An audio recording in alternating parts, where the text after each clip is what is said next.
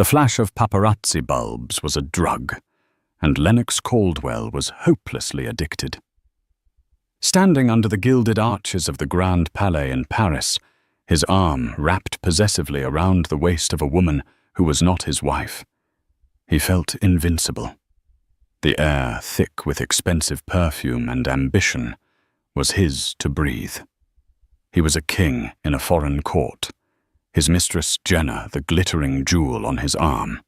He had told his pregnant wife Claribel he was on a solo business retreat in Geneva, a necessary evil to close a deal. He had no idea the deal was a lie, the retreat was a fiction, and the woman he'd left behind in their quiet New York brownstone wasn't just waiting for him. She was waiting for the perfect moment to detonate the gilded, beautiful bomb she had built right under his feet. Lennox Caldwell didn't just walk into a room. He conquered it. At 38, he was the architect of his own universe, the CEO and founder of Caldwell Analytics, a data mining behemoth that had made him a billionaire before his 35th birthday. He was a man forged in the crucible of Wall Street ambition and Silicon Valley disruption, and he wore his success like a bespoke suit, perfectly tailored, intimidating, and unapologetically expensive. His life was a curated collection of victories, the penthouse overlooking Central Park, the fleet of cars gleaming in his climate-controlled garage, and the wife who was, by all accounts, his greatest acquisition. Claribel Radcliffe was not like the other women in their circle. She wasn't a socialite who lunched a philanthropist, who chaired committees for clout, or a former model clinging to the vestiges of her youth. She was quiet. Inherited wealth from the Radcliffe textile dynasty gave her a grace and security that new money like Lennox's could only emulate, never truly possess. She moved with an understated elegance, her intelligence a gentle, steady light rather than a blinding glare. Lennox had loved that about her. It was a perfect contrast to his own abrasive brilliance. She was his sanctuary, the calm port in his relentless storm of ambition. But lately the sanctuary had started to feel like a museum. Their conversations, once vibrant and challenging, had dwindled to domestic logistics. Her pregnancy, now in its 5th month, should have been a source of shared joy. Instead, for Lennox, it had become another box ticked on the checklist of a successful life. It also made Claribel tired, more withdrawn. She had given up her position as a senior curator at the Met to focus on her health, and Lennox saw it as a retreat into a world he couldn't monetize or dominate. "What did you do today, darling?" he'd ask, loosening his tie as he strode into their cavernous home. "I was researching Renaissance weaving techniques," she might reply, her face illuminated by the glow of her laptop. It's fascinating how they used sumac and indigo to create fantastic. Lennox would cut in, already pouring himself a Macallan 25. "Robert Vance is trying to poach my head of AI. Can you believe the audacity?" Her world of art, history, and culture had become in his mind a series of quaint, unlucrative hobbies. She was nesting. It was natural, he told himself, but it was also boring. And Lennox Caldwell hated being bored. Jenna Thorne was the antidote to boredom. At 24, she was a supernova of ambition, an Instagram influencer whose currency was sculpted abs, strategically worn bikinis, and an unquenchable thirst for the limelight. Lennox had met her at a tech conference in Miami. She hadn't been a speaker. She'd been hired to add atmosphere at the VIP after-party. She had approached him not with the deference he was used to, but with a bold, appraising look. She didn't care about his data algorithms. She cared about the gravitational pull of his wealth. Their affair was a shot of adrenaline. It was clandestine dinners at restaurants so new they hadn't been reviewed yet. It was expensive gifts, a Cartier bracelet here, a private jet to a Caribbean weekend there. It was the thrill of the illicit, the ego boost of being desired by a woman half his age, who represented the vibrant, vapid and intoxicating pulse of modern celebrity. Jenna was everything Clarabelle wasn't: loud, demanding and utterly transactional. With her, he wasn't a husband, he was a benefactor, a king. Paris Fashion Week is coming up. Jenna had purred one evening, scrolling through her phone as they lay in the silk sheets of a boutique hotel suite he kept for just these occasions. The Aure show is the one to get into. It's impossible. Everyone is dying to see what Olivier Dubois does next. Lennox had never heard of Aure or its designer. Consider it done, he'd said, the challenge invigorating him. Pulling strings was his favorite pastime.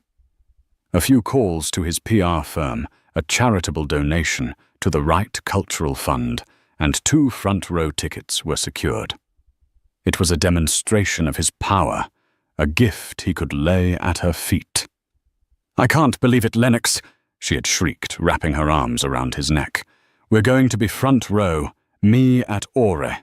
I have to be in Geneva for a few days," he told Clarabelle that night, carefully avoiding her gaze as he packed a suitcase. "Finalizing the merger with the Swiss data firm. It's unavoidable." Clarabelle looked up from her book, her expression placid. A small, knowing sadness flickered in her eyes, a look he had become adept at ignoring. "Of course, Lennox. Work comes first. Will it be long? 3-4 days at most," he said, the lie slipping out with practiced ease. "I'll be back before you know it. You just rest. Take care of yourself and our little one."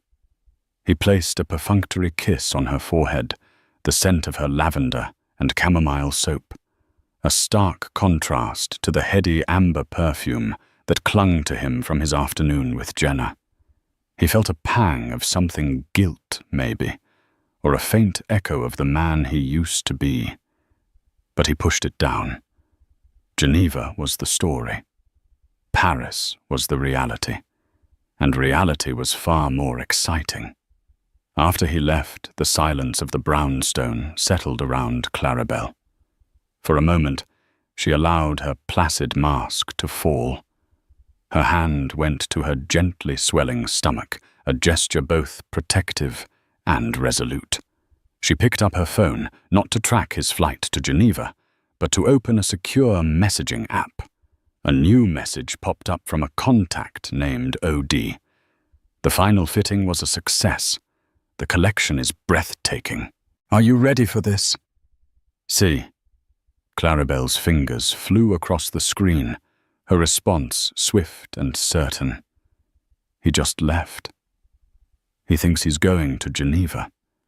He has no idea he's flying straight into our theatre. I was born ready, Olivier.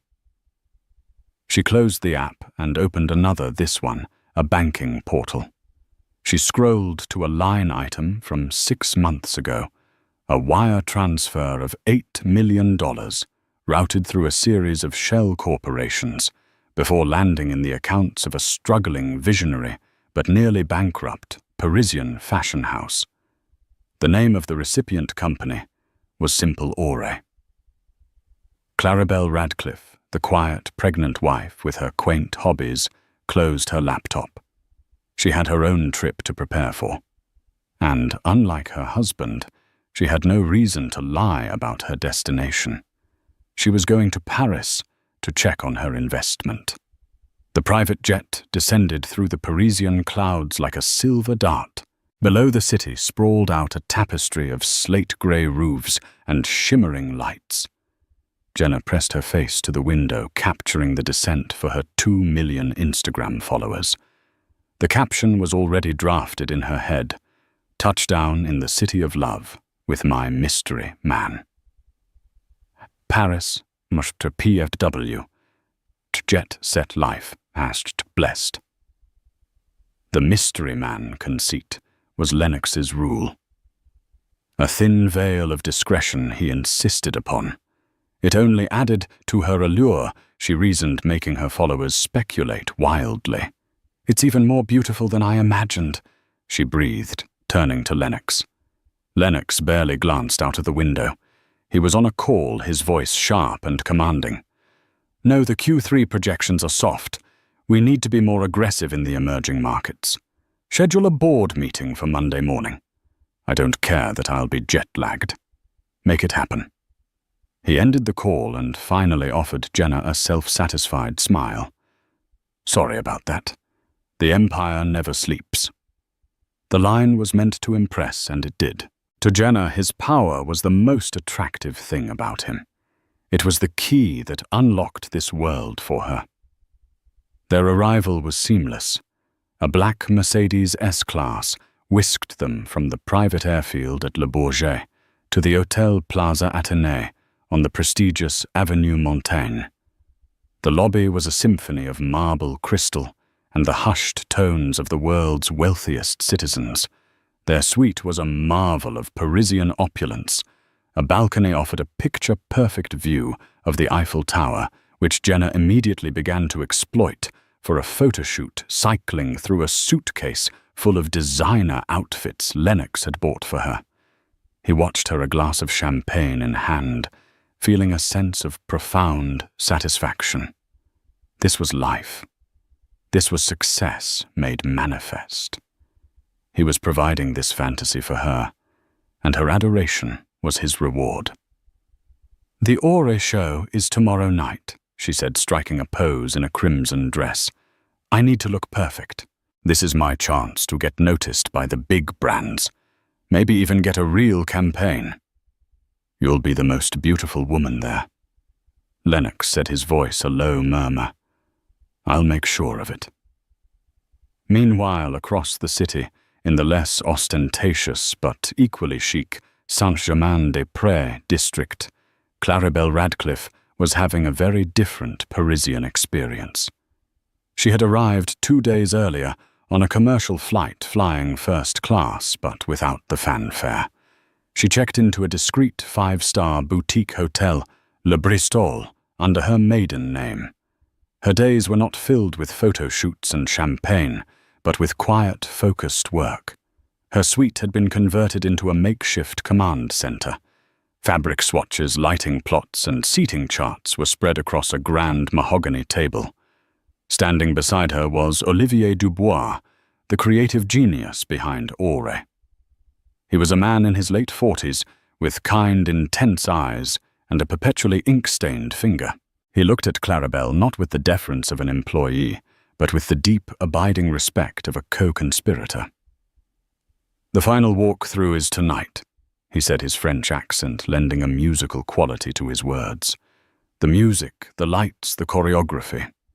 It is all coming together. It is our best work, Claribel. Your belief. It has unleashed everything. 6 months ago, Olivier had been on the verge of losing his atelier. The fashion world loved his artistry, but his lack of business acumen had left him vulnerable. The critics praised his vision, but the banks were calling in his loans. He had refused to compromise to sell out to a major conglomerate that would have diluted his brand into a mass-market commodity. Then Claribel had appeared. She hadn't come to him as a bored billionaire's wife looking for a vanity project. She had come with a meticulous business plan. She had studied his work, his finances, his potential.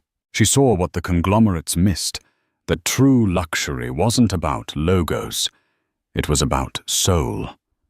She invested not just her money, but her intellect.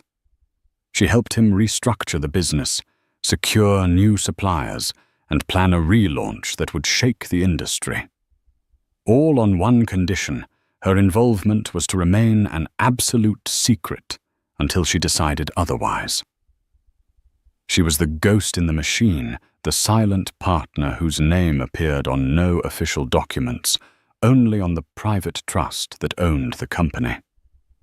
How are you feeling? Olivier asked, his gaze softening as he looked at her. All this stress. It cannot be good for the baby. Claribel placed a hand on her stomach. He's calm, she said with a small smile. I think he likes the hustle. He's a Radcliffe after all. We build things. Her smile faded slightly. Have you confirmed the seating? Olivier nodded, tapping a specific spot on the digital chart projected onto the wall. Row are seats 12 and 13, as requested, directly in the sight line of the main runway exit. They will have a perfect view. And the photographers, the key ones, have been briefed. They know something big is happening at the finale. They are expecting a surprise celebrity cameo, perhaps. They will be ready. Good, Clarabelle said, her voice turning to steel. Nothing can be left to chance. That evening, a twist of fate nearly unraveled the entire plan. Clarabelle and her best friend, Penelope, a sharp-witted corporate lawyer who had flown in to support her, decided to have a quiet dinner at L'Avenue, a chic restaurant just a stone's throw from Lennox's hotel. They sat at a discreet table inside, enjoying the relative anonymity. As they were finishing their main course, the restaurant's doors swung open. A wave of murmurs and subtle glances swept through the room. Lennox Caldwell had arrived, and on his arm was Jenna Thorne, resplendent in a shimmering silver dress. Penelope's wineglass froze halfway to her lips. Clarabelle, she whispered, her eyes wide. Don't look now. But Clarabelle had already seen them. Her heart gave a painful lurch. It was one thing to know about the affair, to see pictures, to plan her revenge from a distance. It was another to see it in the flesh, the proprietary way he held Jenna's arm, the brilliant false smile he flashed at the maitre d', the way Jenna basked in the reflected glory of his presence. A wave of raw, primitive hurt washed over her, so potent it almost took her breath away. For a terrifying second, she thought Lennox saw her. His eyes swept the room, and their gazes almost met. But his attention was snagged by a rival tech CEO, sitting near the front, and he moved towards him, all glad-handing charisma and competitive energy. Clarabelle ducked her head, her hair falling like a curtain to shield her face. "Let's go," she said, her voice tight. "Now." Penelope threw some euros on the table, and they slipped out a side entrance, melting into the Parisian night. As they walked briskly down the street, the cold air a balm on Clarabelle's burning cheeks, Penelope put a comforting arm around her. "Are you okay?" Clarabelle took a deep, shuddering breath, composing herself. The flicker of hurt was being rapidly replaced by a cold, hard resolve. Seeing him so arrogant and so oblivious had only strengthened her determination. "I'm fine," she said, her voice dangerously calm. "In fact, I'm better than fine. He just reminded me exactly why I'm doing this." She hailed a taxi, her posture once again erect and regal. The hunter had just gotten a glimpse of her prey, and it had only sharpened her appetite for the chase. The day of the Ore show dawned with an electric tension that hummed through Paris. For Jenna, it felt like her coronation day. She woke up to a breakfast of champagne and macarons delivered by a white-gloved butler. Lennox had already arranged for a team of a hair stylist and makeup artist to come to their suite.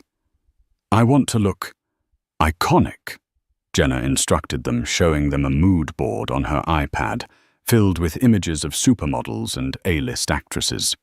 Chic, but also sexy. Effortless, but like I spent hours on it. Lennox watched the transformation from an armchair fielding business calls and feeling a swelling pride. He was the great enabler, the man who made fantasy a reality. Jenna preening in front of the mirror was a testament to his influence. He'd even tried to leverage his status further. "My PR people are telling me our seats are A12 and 13, he'd said to Jenna earlier. "Good, but not the best. The center seats 1 through 5 are usually for the Anna Wintours of the world. I made a call to the event organizers. Tried to get us moved up. It's a matter of respect. He had been uncharacteristically rebuffed.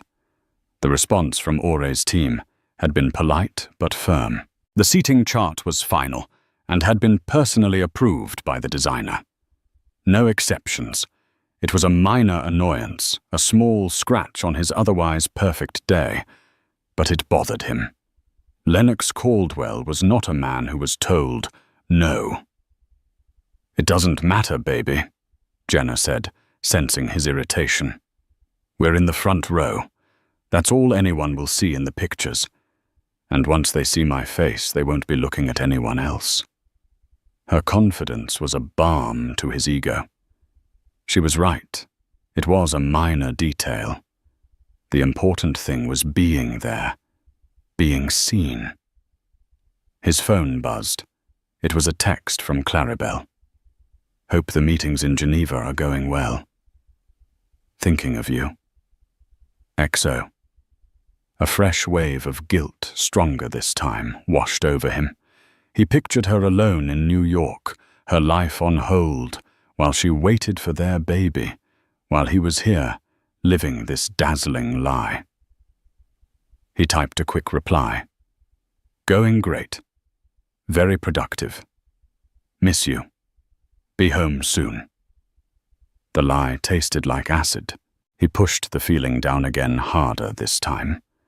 He would make it up to her. He would buy her a necklace, something exquisite. He'd be a better husband when he got back. But tonight was for him. Tonight was for Jenna. Across town, the atmosphere in Claribel's suite was one of quiet, focused intensity. There was no glam squad, no champagne. Claribel, dressed in simple black trousers and a silk blouse, stood before a full-length mirror. Penelope stood beside her, holding up a single garment. It was the final piece from the Aure collection, an item so secret it hadn't even been in the main studio. It was a coat, but to call it a coat was like calling the Sistine Chapel a painted ceiling. It was a masterpiece of midnight blue velvet, so dark it was almost black. The cut was architectural with strong shoulders and a flowing line that was designed to drape elegantly over her pregnant form, accentuating it rather than hiding it. The lining was the true secret. It was woven from a silk thread infused with real silver, a technique Claribel had discovered in her hobby research, which shimmered with an ethereal lunar glow whenever it caught the light. It was a garment that spoke of power, mystery, and unapologetic femininity. "Olivier has outdone himself." Penelope breathed, her lawyerly composure momentarily forgotten. "It's a suit of armor, Claribel. A beautiful velvet suit of armor." Claribel ran her hand over the fabric. "It's a statement," she corrected softly. "It says I am not a victim. I am the creator. I am the mother. And I am the boss." Olivier arrived not with the frenetic energy of a designer on show day, but with a zen-like calm.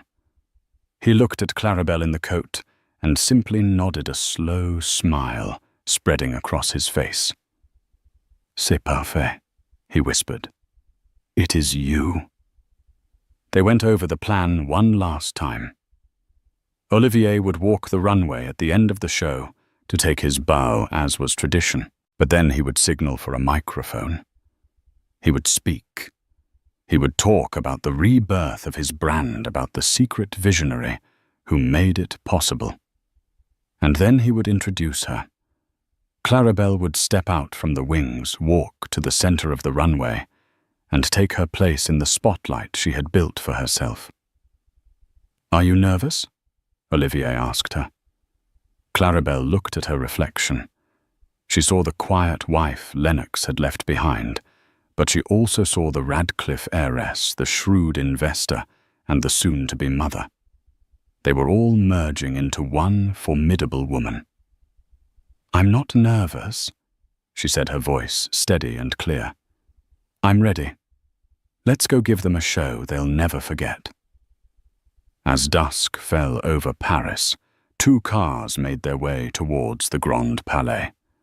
One was a gleaming Mercedes, carrying a billionaire and his mistress, both buzzing with anticipation for the spectacle they were about to witness. The other was a discreet black Citroën, carrying a pregnant wife and her designer, both filled with a quiet resolve for the spectacle they were about to create. The battle lines had been drawn. The stage was set. The audience was waiting. The interior of the Grand Palais had been transformed. Where once there was a vast empty hall, Olivier Dubois had created an enchanted forest at midnight. Towering skeletal trees, sculpted from black steel, reached towards the glass ceiling. The runway was a winding path of polished obsidian that snaked through the trees, and a low-hanging mist clung to the floor, lit from below with a soft blue light. The atmosphere was dramatic, ethereal, and intensely beautiful. It was a world away from the bright, sterile white runways of most shows. Lennox and Jenna found their seats A12 and A13. Lennox's earlier annoyance returned as he saw that their position was not central, but off to the side near the point where the models would exit the runway. They had a clear view, but it felt peripheral.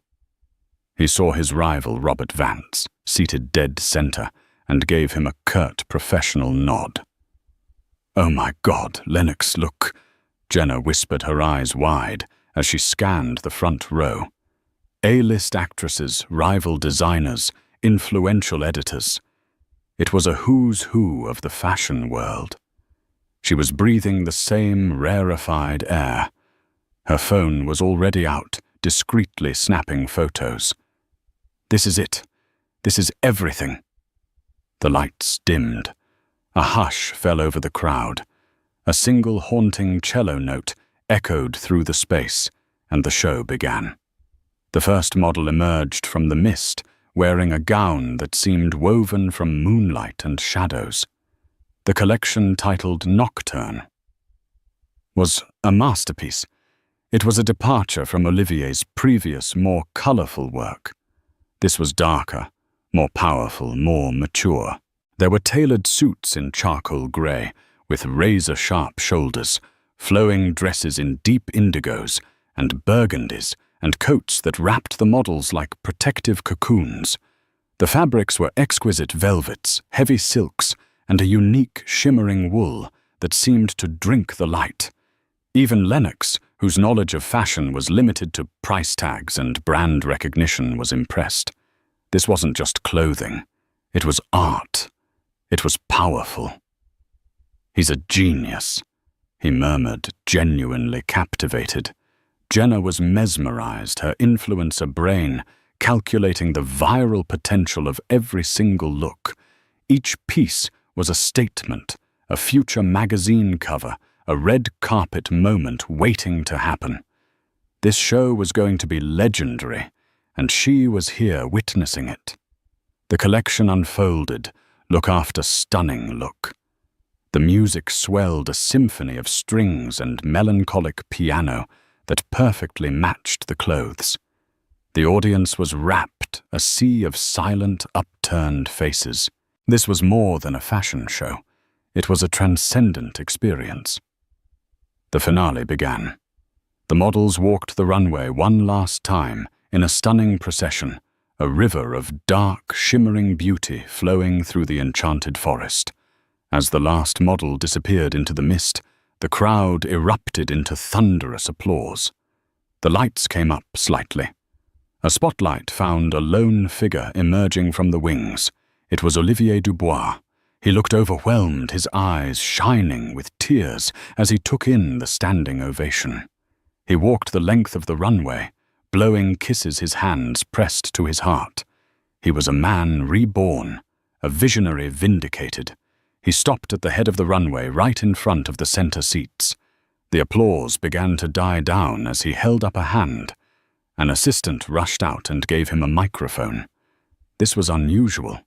Designers took a bow. They didn't give speeches. A buzz of curiosity went through the room. Lennox leaned towards Jenna. "A bit dramatic, isn't it?" "Shh," she said, utterly captivated. Olivier took a deep breath, his voice trembling slightly but filled with passion. "Thank you." He began his accent, making the words sound even more sincere. "Thank you all for being here tonight. For a long time I was lost. I had a vision, but I did not have the means. I had a voice, but no one was listening. The soul of Ore was fading." He paused, his eyes scanning the front row. "They say that in business you must be ruthless. You must be loud. You must compromise. I was told to sell my name to dilute my dream. I almost did." Another pause. He was a master showman. The entire room hung on his every word. "But then," he continued, his voice growing stronger, "an angel appeared. Not an angel with wings, but an angel with a business plan. An angel with a vision far greater than my own. Someone who saw the soul of this house and believed in it. Someone who invested not just money, but wisdom, strength, and a quiet, ferocious courage that I have never seen before." Lennox felt a flicker of unease. Who was this mystery backer? He glanced at Robert Vance, wondering if he had somehow swooped in and bought the brand. "For 6 months," Olivier went on, his voice ringing with emotion, "this person has been my partner, my strategist, and my inspiration. We decided that our work should speak for itself first. But tonight, on the night of our rebirth, it is time for the silence to end. It is time for the true visionary behind Ore to take her place in the light." Jenna was on the edge of her seat, her phone secretly recording. A surprise celebrity investor, Angelina Jolie Beyoncé. The reveal would break the internet. Olivier's eyes found their section. His gaze seemed to lock directly onto Lennox. For a split second, Lennox felt a cold dread snake up his spine. It was impossible. A coincidence. "Ladies and gentlemen," Olivier's voice boomed through the Grand Palais. "Please welcome the heart, the mind, and the soul of the new Ori, the woman who made all of this possible. Miss Claribel Radcliffe." The name hung in the air for a single silent, heart-stopping second. Claribel Radcliffe. Lennox's brain failed to process it. It was a glitch, a misfire. The name was familiar, but the context was alien. It was like hearing his home address announced as the location of the next Olympics. It made no sense. He looked at Jenna, who had a confused frown on her face. "Radcliffe," she whispered. "Is that an actress?" And then she emerged from the mist. Claribel stepped out from the exact spot where the models had exited the spot directly in front of their seats. She was wearing the midnight blue velvet coat, a garment so powerful and elegant it commanded the attention of the entire room. It was unbuttoned, draped perfectly over her 5-month pregnant belly, which she was not hiding, but presenting as a symbol of her power. Her hair was styled in sleek, elegant waves. Her makeup was subtle but striking. She looked ethereal, regal, and absolutely formidable. A collective gasp went through the crowd, followed by a frantic explosion of camera flashes. The photographers, already prepped for a surprise, went into a frenzy. The sound was like a machine gun firing the light, a strobing, blinding blitz. Lennox's world didn't just crumble, it vaporized. The blood drained from his face, leaving him with a clammy, ashen pallor. The champagne in his stomach turned to poison. The air in his lungs solidified. He could see Claribel's face, her expression serene, her eyes cold as diamonds. She wasn't looking at the crowd. She wasn't looking at the cameras. She was looking directly at him. In that one silent, devastating gaze, he saw it all. The lies, the betrayals, his condescension, her quiet research not into quaint hobbies, but into a multi-million-dollar power play. The trip to Geneva wasn't a secret from her.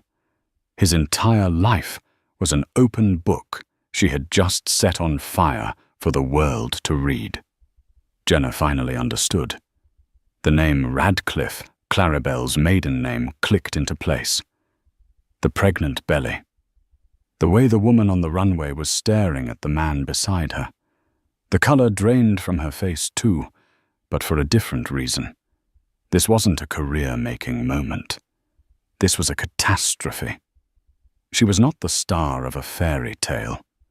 She was the tawdry, disposable villain in a revenge epic. She felt the eyes of everyone around them, the whispers starting to ripple through the rows. She wanted the floor to swallow her whole. Claribel walked slowly, gracefully to the center of the stage to join Olivier. He took her hand and held it up as if presenting a champion. The applause, hesitant at first, swelled into a roar. The industry insiders, the editors, the buyers, they understood. This wasn't just a family drama. It was a legendary business story. A brilliant, stealthy takeover. Olivier leaned into the mic. "The soul of Auray," he declared, and the room exploded again.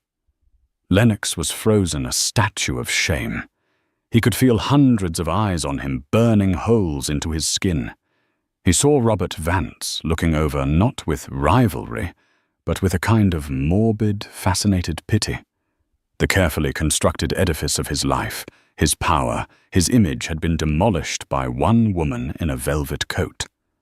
As Claribel and Olivier took their final bow and walked off the stage, the spell broke.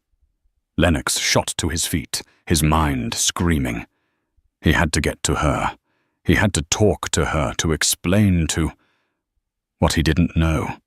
He just had to get to her. He pushed past a stunned Jenna and tried to rush towards the backstage entrance. Sir, you cannot come back here." A huge security guard materialized, blocking his path with a firm hand on his chest. "She's my wife," Lennox yelled, his voice cracking with desperation. "Let me through. My instructions are clear, monsieur," the guard said, his face impassive. "No one is permitted backstage." The instructions, of course, had come directly from Claribel. He was trapped, humiliated. He turned back to his seat, but Jenna was already gone, having scurried away into the crowd, her face hidden behind her hands. He was utterly, completely alone in a room full of people who were all staring at his public execution. The flashbulbs, once his favorite drug, were now the instruments of his torture, capturing his despair from every angle. He stumbled out of the Grand Palais and into the cold Parisian night. The name on everyone's lips was Auray. The face on every phone screen was Claribel's, and the story that was about to go viral across the globe was his spectacular, self-inflicted downfall. The king had not just been dethroned, he had been revealed as a fool in his own court. The fallout was not a slow burn, it was a digital wildfire. By the time Lennox stumbled back into the sterile silence of his suite at the Plaza Athénée, the story was already the #1 trending topic worldwide. Matched aura of revenge, matched Claribel. The Great by Lennox. The headlines were brutal and brilliant. Forbes. Not just revenge, it's a takeover. How Claribel Radcliffe turned heartbreak into a fashion empire. Vogue. The ultimate power move inside Auray's shocking Paris reveal. The New York Post. Billionaire's Paris tryst. Ends with wife on the runway and on the board. The internet, with its insatiable appetite for drama, devoured the story. Memes were already circulating Lennox's shocked face next to Clarabelle's serene one. Jenna's horrified expression captioned with, "My face when I realize I'm the side character." The narrative was irresistible, the underestimated pregnant wife emerging as a brilliant, powerful strategist, while the cheating husband and his influencer Mistress were publicly humiliated. Clarabelle was instantly canonized as a feminist icon, a patron saint of scorned women everywhere. Lennox was the villain, a caricature of masculine arrogance and infidelity. Jenna was a punchline. Lennox threw his phone across the room, where it clattered against a Louis XVI chair. He paced the suite like a caged animal. The champagne on ice seemed to be mocking him. He called Clarabelle's phone. It went straight to voicemail. He called a dozen more times, his desperation growing with each unanswered ring. He texted a frantic torrent of words. "Clarabelle, please. We need to talk. I can explain. That was a mistake. A stupid, terrible mistake. I love you. You know I love you. Please don't do this. Clarabelle, answer me." The silence on her end was more damning than any angry response. It was the silence of complete and total control. She had said everything she needed to say on that runway. Jenna was experiencing her own private hell. She had fled to the hotel bathroom, locked the door, and was now watching her career disintegrate in real time. Her Instagram comments, once a stream of heart emojis and goals, had turned into a cesspool of vitriol. Homewrecker. Did you enjoy the show? Watched it from the front row. Right? Imagine trying to build a brand by destroying a family. Pathetic. Her coat probably costs more than your entire career. Her followers were abandoning her in droves. Brands that had sent her free products were posting statements clarifying they had no official relationship with her. An agency that had been courting her for a lucrative skincare campaign sent a curt email officially rescinding their offer. In a world where public perception was everything, she had become toxic overnight. She was crying her mascara-stained tears, dripping onto the cold marble floor. Her fairy tale had ended, and there was no Prince Charming to save her. There was only a locked bathroom door and the glow of a phone screen broadcasting her shame to the world. Lennox, unable to reach Clarabelle, did the only thing he knew how to do. He tried to regain control. He called his head of PR, a man named George. "George, you need to fix this," Lennox roared into the phone. "Issue a statement. Something. Anything." There was a weary sigh on the other end of the line. "Lennox, what statement could we possibly issue? The pictures are everywhere. There are photos of you and Ms. Thorne at dinner last night. There are photos of your face when your wife walked onto that runway. We have no move here." "Then make one. You're a PR genius, for God's sake." "A PR genius can't spin a guillotine." "Lennox," George said, his voice flat. And that's what this was. A perfectly executed, publicly witnessed beheading of your reputation.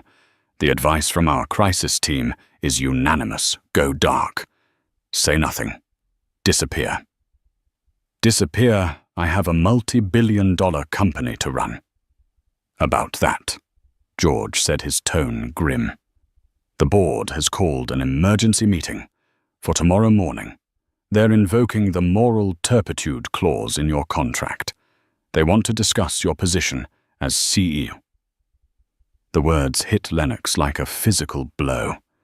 His company, the thing he had built from nothing, it was being threatened because of this. Because of his arrogance. Because he had underestimated his quiet, art-loving wife. The next 24 hours were a blur of humiliation. He was forced to leave the Plaza Athénée as the hotel management politely informed him his presence was creating a disruption for their other high-profile guests, a clear sign that his profile was no longer the right kind. He booked a flight back to New York, a commercial flight this time, huddled under a baseball cap in a business-class seat, feeling the stares of other passengers. Jenna was left behind. He had sent her a single cold text. "I'll wire you the money we discussed. This is over." He had cut her loose without a second thought, another problem to be discarded. She was collateral damage in a war she hadn't even known she was fighting. Back in Paris, Claribel was in her suite at Le Bristol, not celebrating, but working. The Aura website had crashed from the traffic. Pre-orders for the Nocturne collection, which they had decided to make available immediately, had surpassed their most optimistic year-long projections in a matter of hours. The velvet coat, which they christened the Radcliffe, had a wait list of over 10,000 people. Penelope was coordinating with a team of lawyers back in New York, preparing the initial divorce filings. Olivier was fielding calls from every major department store in the world, from Bergdorf Goodman to Harrods. Claribel was calm, composed, the eye of the hurricane she had created. She looked at a live feed of Caldwell Analytics' stock ticker. It was plummeting. The market, like the public, had passed its judgment. She finally looked at her phone, at the dozens of missed calls and frantic texts from Lennox. She read them, her face devoid of expression. Then she opened a new message. She typed a single sentence and sent it to him. "I will see you in New York. My lawyers will be in touch to schedule a meeting." It was not the response of a wounded wife. It was the communiqué of a new and formidable power. The game was over. Now it was time to settle the score. New York was cold and grey when Lennox landed a perfect mirror of his new reality. The brownstone he had once entered like a conquering hero felt like a mausoleum. The silence was heavy, accusatory. Claribel was not there. Most of her personal belongings were gone. Removed with a quiet efficiency that was as chilling as her runway reveal. A single sealed envelope lay on the grand entryway table. It was from the law firm of Radcliffe, Vance and Croft, her father's old firm. The divorce petition. The emergency board meeting at Caldwell Analytics was a bloodbath. Lennox, unshaven and exhausted, tried to project an aura of control, but the illusion was shattered. The board members, men and women he had hand-picked, looked at him with a mixture of disappointment and cold calculation. The moral turpitude clause was their weapon, and the global humiliation of their CEO was the ammunition. The stock had dropped 17%. Key advertisers were pausing their campaigns. His personal drama had become a corporate liability. He wasn't fired. That would be too messy. Instead, he was encouraged to take an indefinite leave of absence, effective immediately. He was stripped of his role as CEO and chairman. He retained his shares, but his power, his identity was gone. He walked out of the boardroom he had built a king exiled from his own kingdom. The meeting Claribel had agreed to took place a week later. Not in a stuffy lawyer's office, but on her own turf. She had leased a floor in a sleek, modern building in the meat-packing district, the new headquarters of Aura North America. When Lennox arrived, he was led not into a conference room, but into what was clearly going to be a design studio. The vast, sun-drenched space was mostly empty, save for a few drafting tables and a single simple table with 2 chairs in the center. The air smelled of fresh paint and possibility. Claribel was standing by the large windows, looking out over the Hudson River. She turned as he entered. She wasn't wearing a power suit or a dramatic coat. She was in a simple cashmere sweater and maternity jeans. She looked soft, beautiful, and completely untouchable. Her pregnancy was more pronounced now, a clear and present reminder of everything he had broken. Claribel. He began, his voice hoarse. I am so sorry. For everything. For Jenna, for Paris, for my lies. It was a sickness, an addiction to something new, something shallow. It meant nothing. You and our child. You are my world. She listened patiently, her expression unreadable. When he finished, she gestured to one of the chairs. Sit down, Lennox. He sat. She remained standing, a subtle but significant power dynamic. You say it meant nothing, she said, her voice calm and even. But it did. Didn't it?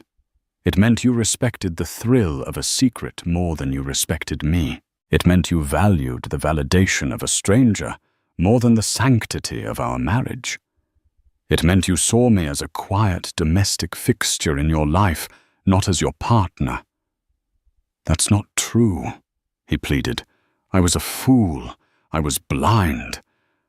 I love you.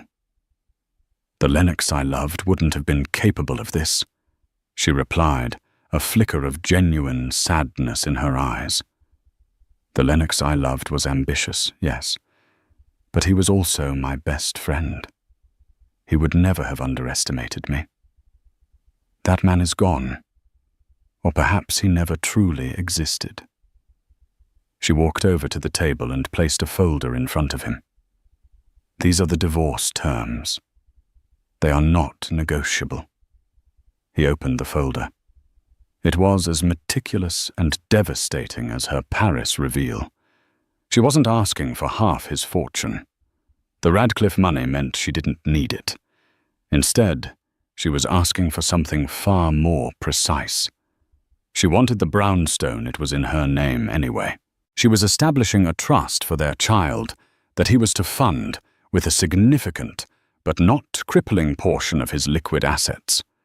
The terms for custody were clear. She would have sole physical and legal custody. He would have supervised visitation rights contingent on his behavior. But there was one final, brilliant, brutal clause. You'll see, I've waived any claim on your Caldwell Analytics shares, she said, watching his face. With one condition. You will transfer 5% of your total shares into the baby's trust effective immediately. I will act as the trustee. Lennox's head snapped up. 5%. It was a massive amount, enough to give her a significant voice in the company. His company. Why? He whispered. Why do you want a piece of the company? Claribel finally allowed a small, cold smile to touch her lips. Because you built that company on the idea of predicting human behavior. You analyze data to see what people will want, what they will do, who they are. She placed a hand on her belly. I am ensuring that our child, your heir, will always have a seat at the table of your legacy. And I, as the child's mother and trustee, will be there to protect that interest. You made me a ghost in my own marriage, Lennox. Now I'll be the ghost in your boardroom, a permanent reminder of what happens when you miscalculate. It was checkmate. She had taken his betrayal and forged it into a weapon that would give her a permanent foothold in his world. She hadn't just left him. She had colonized his empire. He sat there, defeated, the papers in his hand, feeling like a death certificate for the life he once knew. He saw the woman before him, the mother of his child, and realized he had never truly known her at all. He had seen a beautiful painting to hang on his wall, and missed the fierce, brilliant artist who created it. Is that all? He asked, his voice hollow. Yes, Lennox, she said, turning back to the window, her silhouette framed by the bright promise of the city. That's all. He left her there in her empty new beginning and walked back into the wreckage of his own making. The millionaire had lost more than a wife.